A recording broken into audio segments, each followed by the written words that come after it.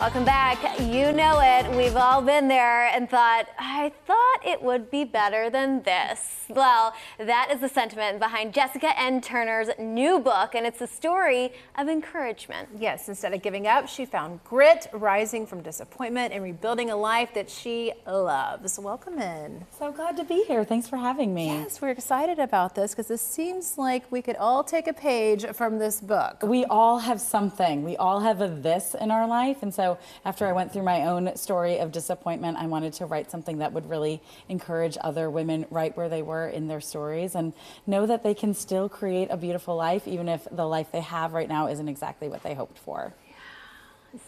Tell us more about your backstory, if you don't mind, with your husband. Sure. My ex-husband and I were married for 16 years. He came out to me right before the start of the pandemic, and we made the really hard decision to divorce.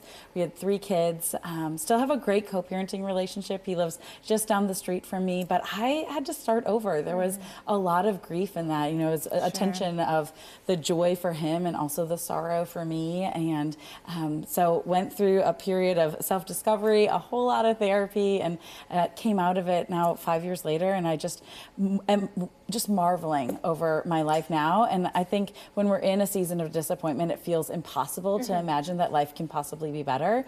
And I hope that my story is an encouragement to other people who are in that pit of despair. Yes, because it's not what you thought that your life would look like. That's right. We all have something, right? Whether it's our finances or it's relationships or it's our careers, there's something that we just think, man, I thought it was going to look different. And so I did focus groups for the book where I had women read it and make sure that they could see themselves in the pages. And grief and disappointment are so universal that it really is a guide that can help anyone. It's so true. Actually, someone wrote that this feels like a tender conversation with a friend and a therapist all wrapped up in one. Yeah. What are some of those actionable items that people can put into their own life to kind of change that mindset? Yeah, I think the first one is to name your this. You know, so many people, they are so busy, they can't even pause to think, man, I thought it would be better than this. I thought my career would be better. And when I say I thought my career would be better, it actually means this, this, and this. And when we take some time to articulate that,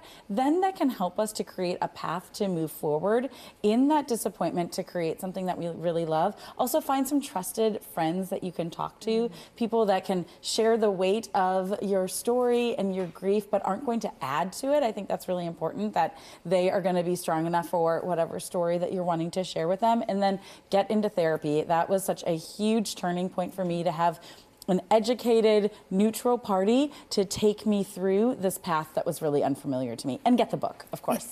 Get the book is the key there. And I know this is not your first book, and you also have a mom blog, which is done great. You're very active on social media as well, sharing your life with your kids for us and advice.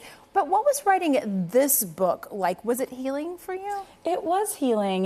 This book really straddles self-care, self-help, and memoir. And so it was healing for me to tell these very vulnerable stories that I haven't shared in a public manner on Instagram or on my blog, and think about how far I've come and really kind of see that, you know, that hindsight is 20/20 sort of perspective. So it was very healing and very hard to write, as you can imagine. Oh, yeah. I was going to say, you know, in that process of kind of unpacking your this, sometimes the hardest part is being vulnerable. Yeah. You know, I commend you for sharing your story with the world about your this. Yeah. For others out there who are kind of a little nervous about chatting about their this with others, friends, family, whoever it may be, what's your piece of advice on that?